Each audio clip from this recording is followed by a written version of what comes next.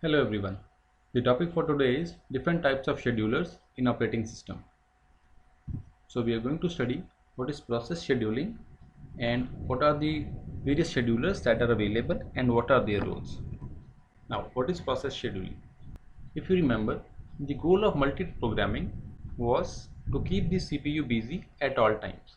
Similarly, the goal of time sharing system was to switch the CPU between the processes so that the user feels that is interacting with the process at all times. This means to achieve both these goals, the CPU must be allocated a process whenever it is free.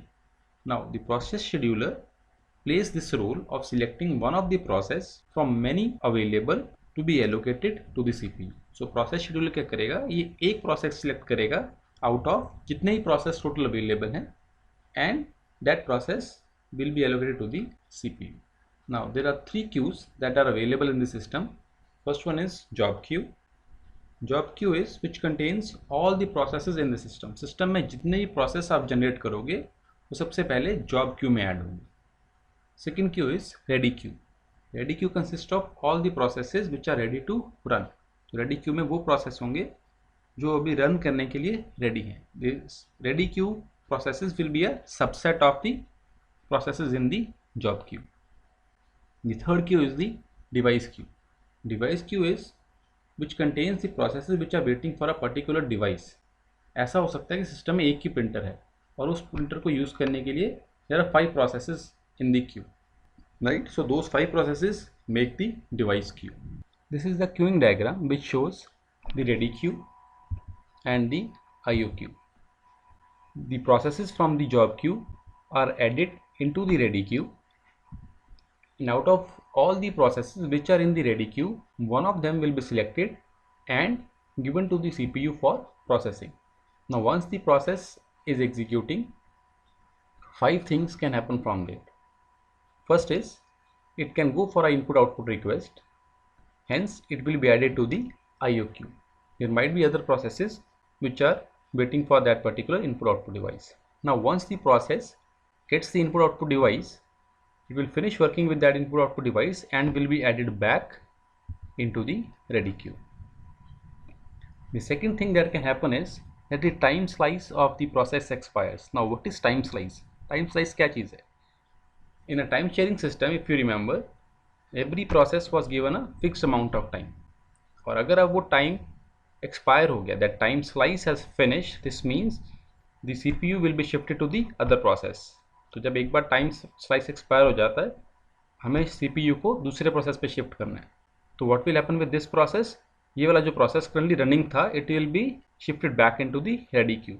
If you remember the process state diagram, this is a transition from running into ready state because the time slice has expired. Now the third thing that can happen is fork a child. Fork a child means the process will create a child process. Process ने एक और process बना दिया which is called a child process. तो उस case में क्या होगा? The parent process, the one which has created a new process, that process will wait whereas the child will execute. तो parent wait करेगा और child execute होगा. तो parent ने wait कहाँ पे करनी है? This means it is again shifted back into the ready queue. The fourth thing that can happen is there can be a interrupt. So if there is an interrupt, this means what? A higher priority process has arrived. So what will happen with the current process? It will be shifted from running state into the ready state. तो interrupt पे क्या होता है? Process ready state से process running state से ready state में shift हो जाता है. And the last thing that can happen is that the process executes normally and it terminates, right? So this diagram shows what are the possibilities once a process is running in the CPU. Now very important thing to remember, process types.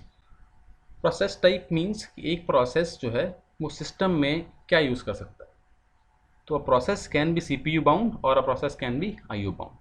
CPU bound means the process spends most of its time with the CPU. Process अपना पूरी life time में ज़्यादा time CPU के साथ spend करता है, processing ज़्यादा करता है और इनपुट आउटपुट डिवाइस बहुत कम यूज़ करता है. IO bound process means that process spends most of its time with the input output device. Means वो ज़्यादातर अपना टाइम इनपुट आउटपुट करने में स्पेंड करेगा. Let us take an example. CPU bound, if a process has, let us suppose, a for loop for 1 lakh iterations. एक for loop आपने लगाया हो जिसमें 1 से लेके 1 लाख तक आपने कुछ प्रोसेसिंग करनी है एंड आप उसमें कोई प्रिंटिंग नहीं कर रहे हो, बस जस्ट आप ऐड कर रहे हो a is equal to a plus plus, that's it. तो and once the for loop is done then you print the value of the final value of a. तो आपने एक बार बस प्रिंट एफ किया आफ्टर द लूप. तो इस case में क्या होगा, 1 लाख टाइम जितनी बार वो लूप चला उसको सिर्फ CPU चाहिए. प्रिंटिंग सिर्फ एक बार, एक प्रिंट एफ को प्रिंट करने में उसको इनपुट आउटपुट डिवाइस चाहिए होगी. So such process is a CPU bound process. On the other hand IO bound process. So मान लो आपने एक प्रोसेस ओपन किया, कोई एप्लीकेशन ओपन करी एंड देन आपने प्रिंट की कमांड दे दी. फॉर एग्जाम्पल आपने PDF ओपन करी and then you have printed, given the command for print, और प्रिंट करने उसने 1 लाख पेजेस. तो अब पूरे टाइम में वो ज़्यादा टाइम क्या करेगा, प्रिंटिंग करेगा. This means such a process is a input output bound process. वो CPU का बहुत ही कम मिनिमम यूज़ करेगा, right. So process will be either CPU bound और IO bound process. Now coming to schedulers. So there are 3 kinds of schedulers: short term, medium term and long term scheduler. Now job queue, if you remember, consists of all the processes in the system. If we are using a batch system, then all the processes will be stored in a secondary storage device, right? And the size of the secondary storage device is very huge. हमारी अगर हम hard disk की बात करें, the size of the hard disk is, let us suppose, 1 terabyte. This is a normal size nowadays. ठीक है जी. So the size of the hard disk is 1 terabyte. Now what is the size of our RAM? Because we know that the ready queue is in the RAM, job queue is in the secondary storage device, ready queue is in the primary storage device. What is the normal size?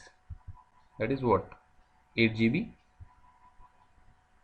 So this means what, you can generate processes whose total size can be 1 TB. अगर आपकी hard disk 1 TB की है, this means आप उतने size के process generate कर सकते हो. But your RAM is only 8 GB. तो उस 1 TB में से सिर्फ कुछ प्रोसेस ही रैम में आ सकते हैं, बिकॉज रैम का साइज हार्ड डिस्क के साइज से बहुत कम है. This means you need to select a few processes out of those that are in the job queue. तो लेट अस सपोज आपने 100 प्रोसेस जनरेट कर लिए and in the RAM based on the size that you have generated of the processes only 10 can be accommodated, right. तो अब 100 में से 10 की selection करनी है. Who is going to do that selection? That selection is the task of long term scheduler. तो long term scheduler क्या करेगा, ये जॉब क्यू में से कुछ एक प्रोसेसेस को सिलेक्ट करेगा and will put them into the ready queue. Now once the 10 processes are in the ready queue, we know that if we are using a single processor, this means finally I need only one process. CPU मेरे पास अगर एक है तो मैं 10 process में से एक को ही रन कर सकता हूँ. This means again I need to select 1 process out of those 10 में से एक मुझे चूज़ करना पड़ेगा. तो ये किसका टास्क है, शॉर्ट टर्म शेड्यूलर का. तो शॉर्ट टर्म शेड्यूलर क्या करेगा, ये सिलेक्ट करेगा process from the ready queue for execution by the CPU, right. So I am going to explain once again. From the job queue which is in the hard disk, the long term scheduler will select a subset of the processes and place them in the ready queue. Out of those processes in the ready queue, the short term scheduler will select only one of the process and allocate it to the CPU. Now the third scheduler, mid term scheduler. So we have just studied that there are 2 kinds of processes, CPU bound process या फिर IO bound process. What we expect is that in the ready queue there is a mix of CPU bound and IO bound process. हम ये चाहते हैं कि ready queue में जितने भी प्रोसेस हैं वो मिक्सचर हों IO bound और CPU bound का, so that मेरा CPU भी बिजी रहे और मेरा इनपुट आउटपुट डिवाइसेस भी यूज़ होती रहें। ना जब लॉन्ग टर्म शेड्यूलर ने सिलेक्ट किए processes to put into the ready queue, how will it come to know whether the process is a CPU bound process और an IO bound process? Process तो भी मैंने चलाया ही नहीं। चलाने से पहले तो हम डिटरमिन कर नहीं सकते कि एक प्रोसेस जो है वो CPU बाउंड है या फिर IO बाउंड है। तो दिस मीन्स मुझे कम से कम एक बार चलाना पड़ेगा उसको। तो जब लॉन्ग टर्म शेड्यूलर ने वो सिलेक्शन करी, उसे नहीं पता था कि वो मिक्स जो 10 प्रोसेस हैं वो मिक्स हैं IO CPU बाउंड का या नहीं है। मे बी कि out of those 10, 8 were CPU bound or 8 were IO bound. So sometimes that mix of processes in the ready queue might not be as desired. In the ready queue there might be more CPU bound process or more IO bound process. So in that case the mid-term scheduler comes into play. तो mid-term scheduler क्या करेगा? It will swap out some of the processes from the ready queue and put them back into the job queue. तो mid-term scheduler ने क्या करना है? कुछ process ready queue में से उठा के जॉब क्यू में डाल दें। And long term scheduler will select few more processes to put them into the ready queue with the hope कि अब जो मिक्स है वो इक्वल हो गया CPU बाउंड और IO बाउंड का, इक्वल हो गया यहाँ 60-40 ratio, something like that, that is acceptable. This is one reason the mid term scheduler can be involved due to maintain a good mix of IO bound and CPU bound process. एक और reason. Now suppose that there are 10 processes in the RAM and the RAM is totally full. Now one process in the job queue is the highest priority process. Job queue में ऐसा कोई process आपने generate कर दिया जिसकी priority सबसे ज़्यादा है, पर RAM में अब space नहीं है, तो क्या करना पड़ेगा? This means what? We need to select one process from the RAM and move it outside into the job queue. तो मुझे किसी एक प्रोसेस से उसको स्वैप करना पड़ेगा, हाईएस्ट प्रायोरिटी प्रोसेस को. This swapping will be done by the mid term scheduler, right? So long term scheduler will select processes from job queue into the ready queue. Short term scheduler will select one process out of all the processes in the ready queue and that process will be given to the CPU. Mid term scheduler जो है वो हमारा mix maintain करता है, या फिर if I want to run a high priority process और RAM में स्पेस नहीं है तो हम मिड टर्म शेड्यूलर को इन्वोक करते हैं. Question for today is which out of these schedulers controls the degree of multi programming? So I would like you to pause the video for a second, for a minute, think of the answer and then check out whether your answer was correct or not. Now before we get to the answer, पहले हमें ये पता होना चाहिए कि degree of multi programming क्या है.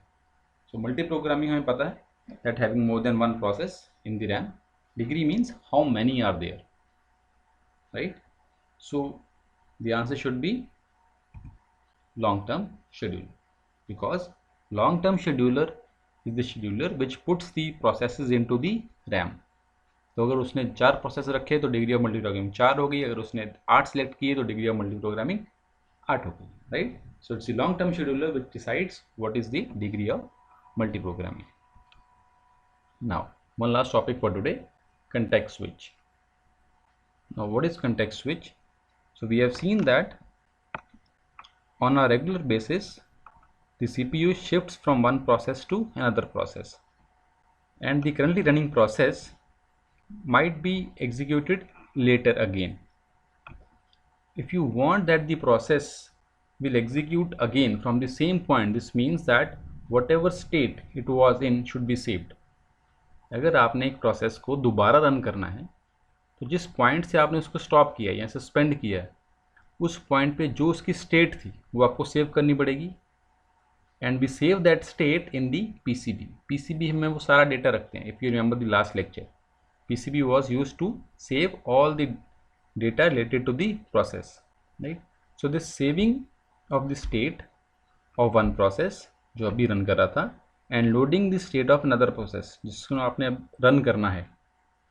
So saving state of one process and loading the state of another process is called context switching. Now context switch is a overhead. Overhead क्यों है? क्योंकि you are wasting the time to save the state and to load the state. उतनी देर में कोई भी process कोई काम नहीं कर रहा, CPU कुछ और काम नहीं कर रहा, hence मैं CPU का टाइम वेस्ट कर रहा हूँ, and hence context switching is a overhead. The next topic is going to be operations on the process, that is how we can create a new process and how we can terminate the process. So the link for the PPT is mentioned here. You can go to the link and download the PPT or go through the reading material also. So I hope you have enjoyed the video. See you next time.